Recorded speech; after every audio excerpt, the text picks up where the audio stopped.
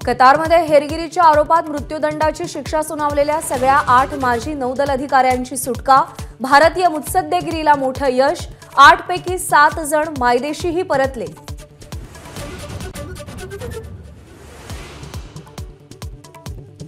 बिहार विधानसभेमध्ये आज नितीश कुमार सरकारची अग्निपरीक्षा।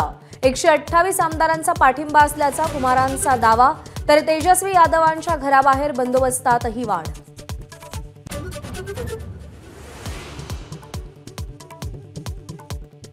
पंतप्रधान मोदींकडून आज 1 लाखाहून अधिक नोकऱ्यांचं गिफ्ट। 47 ठिकाणी रोजगार मिळावे। पंतप्रधानांच्या हस्ते नियुक्तीपत्रांचं वाटप।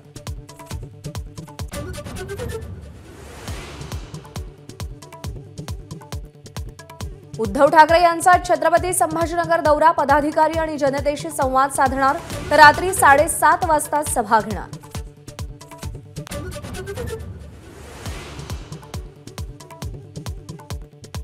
दिल्लीचे मुख्यमंत्री अरविंद केजरीवाल सहकुटुंब अयोध्येमध्ये राम मंदिराचं दर्शन घेणार।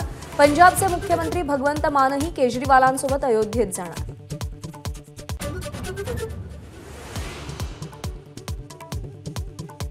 उदय सहारांच्या युवा ब्रिगेडचं विश्वविजेतेपदाचं स्वप्न भंग।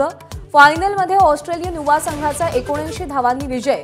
254 धावांचा पाठलाग करताना Bharatiya Yuva team 174 were all out. ABP माझा, उघडा डोळे बघा नीट।